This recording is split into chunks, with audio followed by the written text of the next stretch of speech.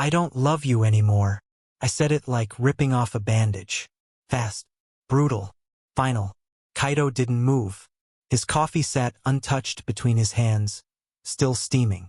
He stared at me across the cafe table like I hadn't spoken. Like he didn't hear the words, or maybe he just didn't believe them. I almost didn't either. But I had to. You don't mean that, he said softly. I do. Silence. He blinked once and finally nodded. Okay. That was it. No yelling. No begging. Just, okay. I didn't know why that scared me more than if he'd caused a scene. Kaito had always been dramatic. Flowers on my window, late-night confessions, randomly appearing outside my classes with bubble tea just because I looked tired. But now he looked tired, like a candle burning out. We walked out of the cafe separately. I didn't look back. I moved to a smaller apartment 2 weeks later. A quiet neighborhood. New locks. New start. I deleted his number. Blocked him everywhere. Changed my route to work. I told myself I was free now. That I'd done the right thing. That he'd let me go. The first night I got home late. I was digging through my bag for keys when I felt it. Someone watching me. I turned. My breath caught. He was there. Kaito. Standing under the flickering street lamp outside my apartment gate. Hands in pockets. Calm. Not moving closer. Just standing there like he belonged there. What are you doing here? I hissed. He raised both hands in surrender. Not here to bother you. I promised, didn't I? Then leave. I just wanted to make sure you got home safe. I stared at him. He looked thinner. Dark circles under his eyes. No coat, even though it was freezing. But I didn't say anything. Don't come back, I said, walking past him, not even giving him another glance. But the next night he was there again. And the night after that. And the one after that. Always at the same spot. Always silent. Never trying to talk. Just watching. I started avoiding eye contact. Pretending not to see him. My friends told me I looked stressed. My boss asked if I was okay. I told them I was just tired. One night I snapped. I marched straight up to him. Why are you doing this? Kaito looked surprised. I told you. I'm not chasing you. I'm just making sure you're safe. From what? He hesitated. I don't know. The world. Guys who might hurt you. Yourself. That's not your job anymore. I know. He looked down, then said something that made my stomach twist. Do you want me to stop caring? I didn't answer. I walked away. That night I couldn't sleep. I kept thinking about him standing in the cold. About his voice. The way he used to wrap his scarf around both of us on winter walks. The way he used to stay up when I got sick, even if it meant skipping work. We were messy. Too intense. But not all of it was bad. Still, I needed to move on. So I started seeing someone new. Yuji. Friendly, normal, safe. Worked at the same bookstore as me. He made me laugh, didn't ask too many questions. We went out for noodles. He texted me memes. He didn't come with emotional explosions or waiting under streetlights energy. But Kaito didn't stop. He didn't confront Yuji. Didn't act out. Just showed up. Every night. Always in the same spot. And he never said anything. Not one word. Like he was a ghost. Then weird stuff started happening. I came home one evening and found my door slightly open. I always locked it. My key even stuck sometimes because the lock was old. But it was open. Nothing missing. Nothing out of place. Still, it made my skin crawl. I found my favorite takeout meal sitting on the counter the next day when I came home. I hadn't ordered anything. The receipt said, paid KK. I freaked out and texted Yuji. He came over. Said I was just paranoid. You probably ordered it and forgot. He laughed, hugging me. You're always spaced out after work. But I hadn't. Then came the photograph. It was an old one. Me and Kaito smiling, sun in our eyes, sitting on a bench in some park I barely remembered. Someone had slid it under my door.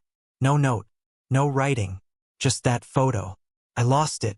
I stormed out of the apartment and ran downstairs. He was there. Kaito, I shouted. He turned slowly, calm as ever. Yeah. I shoved the photo at him. What is this?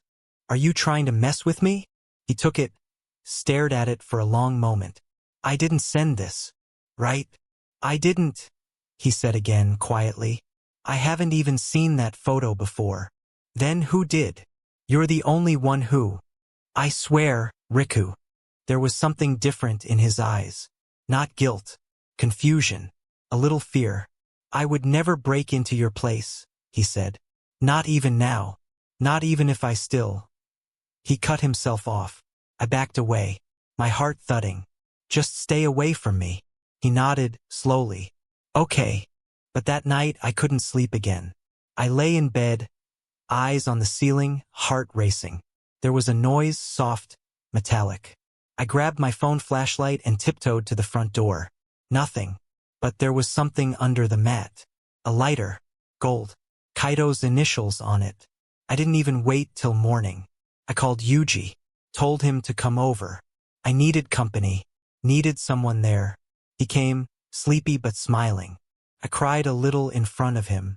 Told him everything. Not about the photo. Not about the lighter. Just enough. You're safe now, Yuji whispered, holding me close.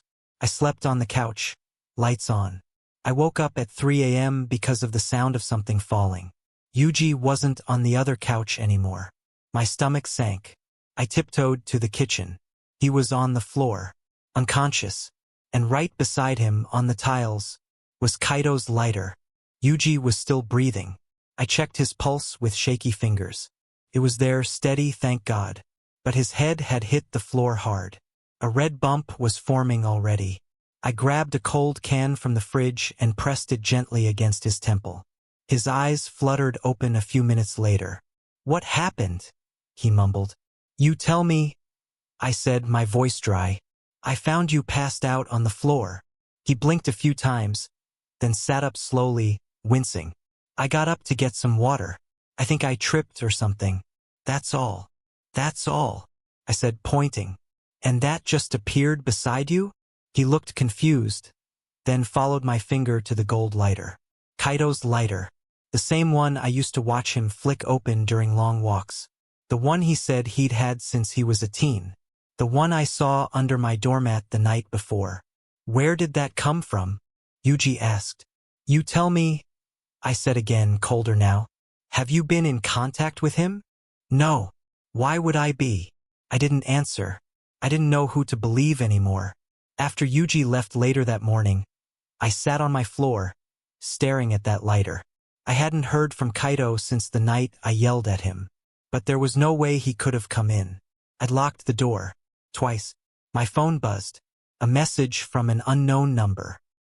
He didn't do this. That's all it said. I called the number. No answer. I tried to trace it, but it was one of those temporary ones. Like someone didn't want to be found. I didn't tell Yuji about the text. I didn't know why. Something in me felt weird. I didn't want to make him suspicious. Or maybe I didn't want to admit that part of me wasn't totally over Kaido. Not after the look in his eyes that night. That flicker of pain. Or the way he said, even if I still, and stopped himself. I told myself to forget it. That I needed to live my life. So I tried to. A few days passed. Nothing weird happened. I saw Yuji a few times. We went to a ramen place. He kissed me outside the door. It was warm, nice, safe, but it didn't give me butterflies. I looked down the street after he left. Kaido wasn't there. For the first time in weeks, the corner under the streetlight was empty. I should have felt relieved. Instead, my chest tightened. I didn't see him the next night either. Or the night after. I told myself this was what I wanted. But the silence felt louder than his presence ever did. Until the third night. It was past 1 a.m. I was brushing my teeth when I heard something. Scratching. Almost. Outside the living room window. I froze. Came again. Softer this time. I turned off the bathroom light and crept toward the window. Phone in hand. There was a shadow. I couldn't see the face, but the shape, it wasn't tall like Kaido. This figure was lean, hunched a little, like it was trying not to be seen. I felt my pulse spike. I slammed the window shut, locked it, then turned on every single light in the house. Nothing else happened.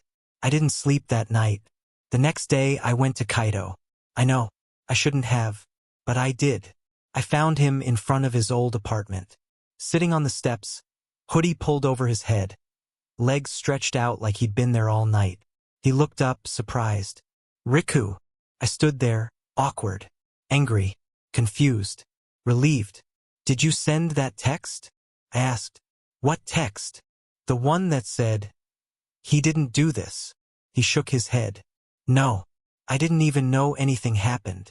I paused, then pulled the lighter from my pocket. Then explain this. His eyes widened. I lost that months ago, he whispered. I thought you still had it. You think I'd plant it next to an unconscious guy in my house? No, he said instantly.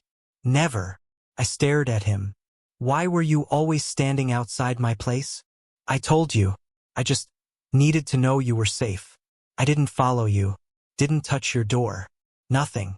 I didn't even know you were seeing someone until the night I saw him leave. I wanted to be mad. I was mad. But a bigger part of me was scared. Because if it wasn't Kaido, then who? Someone's been inside my apartment, I said finally. I'm not crazy. I believe you. We sat in silence for a while, just breathing. Then he said something that made my heart ache. I thought giving you space would help you feel safe. But I think something else is going on here. I nodded. I think so too. We decided to walk. Just around the block. Like we used to after our part-time shifts. It was cold, but not uncomfortable. Our steps matched without thinking. I didn't know what we were doing. Was I forgiving him? Reconnecting? Or just holding on to something familiar because everything else felt like it was crumbling? We didn't talk much, but he did glance at me once. I still care about you, you know? I didn't say anything. Later that night when I got home, I checked the window again. Locked, curtains drawn, everything normal. But taped to my door was another photo. Me, sleeping, taken from inside my room. I stared at the photo taped to my door for a full minute, afraid to touch it. My hand was shaking. It was me. Sleeping, mouth slightly open, one arm flopped over the pillow. The blinds behind me were closed, which meant the photo wasn't taken from outside. Someone had been in my room. I tore it off the door and locked myself in. Every bolt, every chain. I sat in the middle of the room, knees pulled to my chest, photo still in hand. It was printed on thick paper, the kind photo booths use. There was no writing on the back. No date. I didn't call the police. I don't know why. Maybe because I wasn't sure what to say. Hi, I think someone broke in. But also maybe my ex is stalking me. But also maybe he's not, and someone's sending me anonymous photos of myself in bed. Couldn't sleep. Not even with the lights on. I stared at my ceiling until it was morning. That day, I went to work early just to be around people. Yuji was already there restocking manga. He looked up and smiled. His smile was too perfect. I used to like that. Now it made something in my chest twist. You okay? He asked. You look pale. I forced a laugh. Didn't sleep. You want coffee? Actually, can I ask you something weird? He raised an eyebrow. That night you passed out. You said you went to get water, right? He nodded slowly. You didn't see anything? Hear anything? No, he said. Why? I hesitated. I didn't want to tell him about the photo. Not yet. Not until I knew who I could trust. Later during my break, I texted Kaido. Need your help. Come to the cafe behind the bookstore. 5 p.m. He replied instantly. I'll be there. When I saw him again, he looked different. Less exhausted. He had shaved. His hoodie was replaced with a gray sweater. He still had that same quiet energy, but today it felt more grounded. I handed him the photo the second he sat down. He froze. Where did you get this? It was taped to my door this morning. He stared at it, brows drawn. This wasn't me. I know. He looked up, surprised. You believe me? I nodded slowly. There's someone else. I just don't know who. Kaido leaned back, the photo still in his hand. This wasn't taken from outside. The blinds are shut. I know. He hesitated. Riku. Do you remember that trip we took to the coast last year? The little beach town with the horrible sandwiches. I blinked. Yeah. I still have a photo from then. There's something I noticed the other night when I was scrolling through them. He pulled out his phone and found it. Picture of me standing by the ocean, laughing. He zoomed in. There, he said. In the background, barely noticeable, was a man, standing near a trash bin. Hood up, head down. At first glance, he looked like part of the crowd. But the more I stared, the more my stomach dropped. He was in another photo too, at a food stand, behind us, not looking at the camera, not ordering food, just standing there. That's not normal, right? Kaito asked quietly. I shook my head. Not normal. We sat in silence. I think we're both being watched, I said finally. I think so too. Later, as we walked through the narrow alley behind the cafe, he brushed his hand against mine. I didn't pull away. I'm sorry I scared you, he said. I glanced at him. You kind of always scared me. Not in a bad way. Just the way you felt everything so strongly. I didn't know what to do with that. He laughed softly. Yeah, I didn't either. We stopped walking. You once told me you'd wait for me forever, I said. I meant it. I thought it was creepy at first. And now, I didn't answer. I just looked at him. His hair was messy again. His eyes darker than I remembered. But familiar. Safe in a weird way.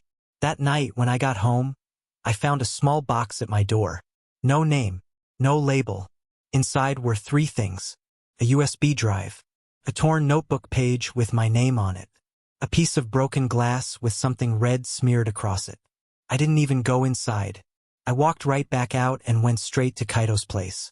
I'm not staying alone tonight, I said, holding up the box. He opened the door wider. Come in. His place was small but warm. Smelled like green tea and something spicy. There were still pictures of us on his fridge. I looked away. We plugged in the USB.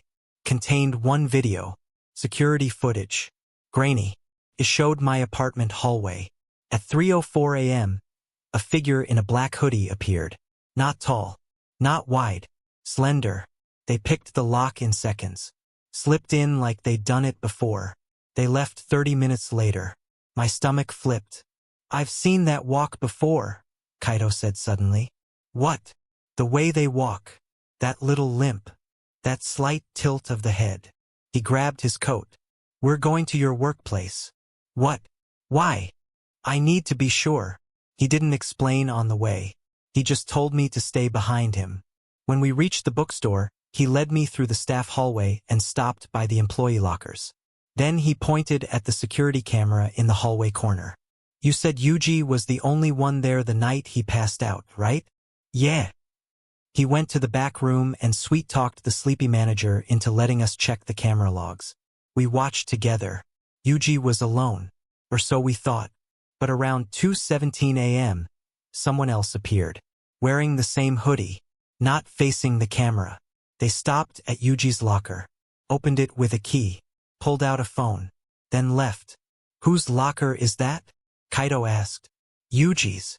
He paused the footage. That's not Yuji. I stared at the screen. That walk. That slight tilt of the head. It looked like the same person from the beach photos. I didn't say anything for a long time. The frozen frame on the screen felt unreal. The figure standing in front of Yuji's locker. It wasn't him. But whoever it was had access to his key, his things, his life. Kaito leaned closer. He's been in your apartment, in your work, following you before either of us noticed. My hands were cold. My voice came out flat. So it wasn't Yuji? I don't think so, he said. But he might know something. Or someone's using him.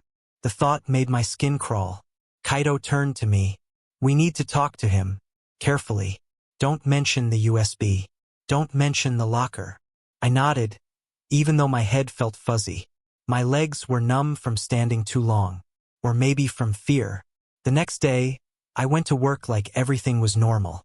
Yuji waved at me like always, a soft smile on his lips. You look better today, he said. Yeah, I guess I slept okay. I watched him move around the shop. He didn't limp. He didn't tilt his head like the person in the video. But something felt off now. Something I couldn't unsee. During lunch, I mentioned the photo I found on my door, half a test. Just to see his reaction. He paused. Mid-bite. That's creepy. Did you call the police? No. Thought maybe it was a prank. Prank? He frowned. That's a weird kind of joke. Right? He didn't ask to see the photo. Didn't ask who it might have been. That told me everything. After work, I met Kaito at the same cafe. He looked more tense than usual. I did a thing, he said. I asked someone I know to run that USB data through a filter. And Riku, the timestamp on that video? It was edited. Slightly. Someone tried to hide how long they were in your place. I leaned back. How long? Over an hour. I felt sick. They went through your things. Probably made copies. Watched you sleep. Why? I whispered. Kaito looked at me, his voice low. Because they're obsessed with you. I looked at him. You were obsessed too, I said quietly. Yeah, he admitted. But I never crossed your door. Never went inside your world unless you invited me. I waited outside because I didn't want to hurt you more. I thought I was being protective. But this is different. This is dangerous. It hit me then, he really meant it. He changed. Or maybe I was just finally seeing what he'd been trying to do this whole time. I think I misjudged you, I said. I don't blame you. I wasn't perfect. You were a mess. He laughed. Still kind of am. I looked down at my hands. But you never lied to me. His gaze softened. No, never. That night I stayed at his place again. Not because I was scared, okay, maybe a little, but mostly because I didn't want to be alone with my thoughts. With the idea that someone had touched my things. Looked at me. Wanted something from me that I didn't understand. Kaito made me tea. We sat on his balcony in silence. The city lights stretching out like stars below. Do you ever think, I said, that maybe we broke up too fast? He didn't answer right away. I think we needed the break, he said finally. But maybe we also needed time to grow. To understand what love is without trying to own it. I turned to him. You sound like someone who reads poetry now. He grinned. Maybe I do. We both laughed, and it felt real. For the first time in a long time, it felt like I was breathing without pressure. Then my phone buzzed. A text from a new number. He's lying to you, just like the last one did. Attached was a photo. Kaito, me, on his balcony. Taken from a distance. Tonight, I dropped the phone. He picked it up, saw the screen, and his jaw clenched. They're close, he said. Watching us right now. I rushed to the railing, scanned the streets. People walked, cars passed, lights blinked in windows. But no one looked out of place. Kaito stepped back inside, grabbed his keys. Let's go. Now. Where? Somewhere they don't expect. We went to an old dorm building where he used to live during university.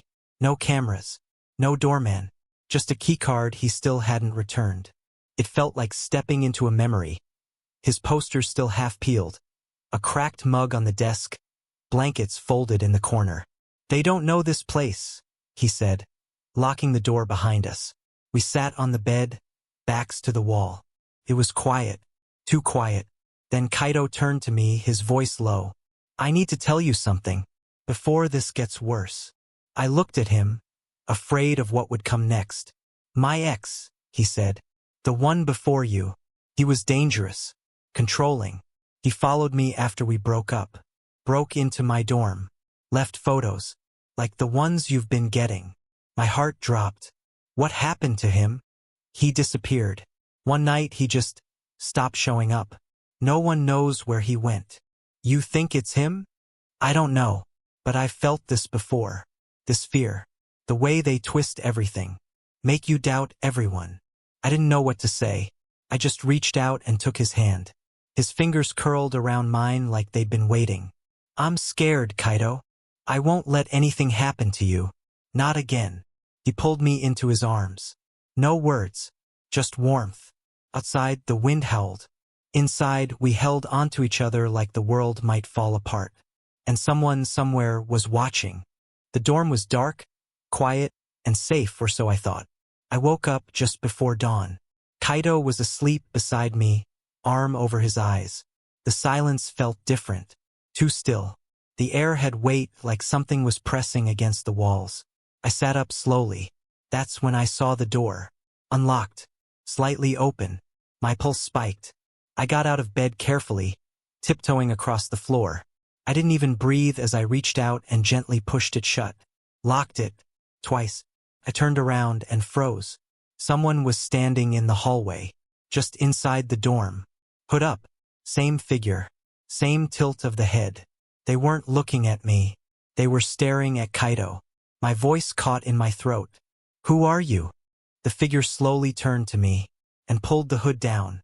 It was Yuji. My chest caved in. "What? How?" "I told you," he said quietly. "He's lying to you, just like the last one did." I took a step back. "You broke into my home. You watched me sleep. I protected you." His voice was soft, twisted. "I was always there when he hurt you. I saw everything. I was the one who made sure you never got too close to him again. You left photos. You faked everything. He wasn't right for you." His expression twitched. "He made you cry. I saw it. Over and over again. I thought, if I showed you who he really was, you'd let him go. But you came running back. You made it look like he was the stalker." I whispered. "Because he was. Once. You just forgot." Behind me, Kaido stirred. Sat up. His eyes widened when he saw Yuji. "You?" he breathed. Yuji's face broke into a smile that didn't reach his eyes. "You remember me now, don't you?" Kaido stood. "You followed me after we broke up. You showed up at my job. You waited outside my building. I filed a police report. I was in love," Yuji said. "You broke me. Then you moved on to him." He looked at me. "I watched you fall for him. And I watched him destroy you. You never knew me," I said quietly. "Not really."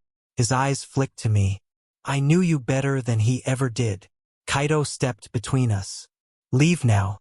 Don't come near him again." Yuji's expression snapped.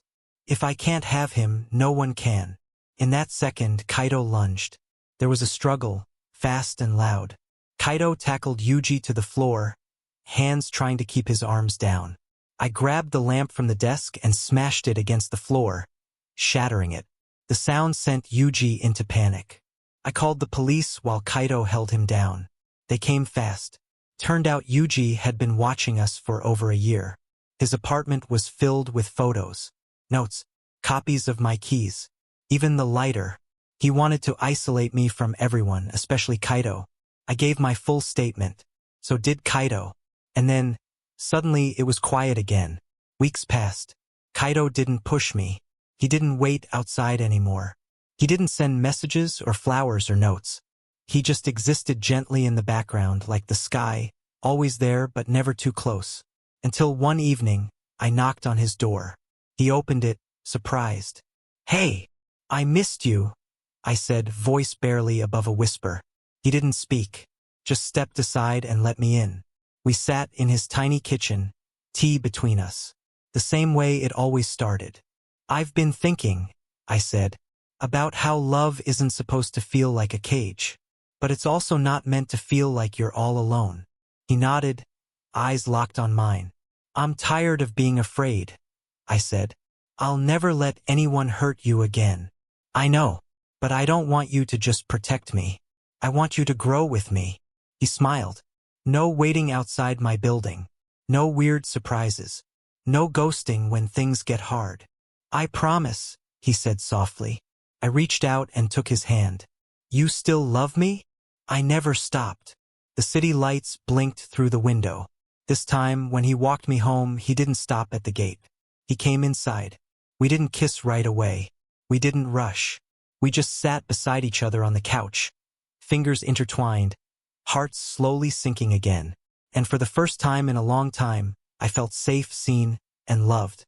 Not watched, not chased, just held.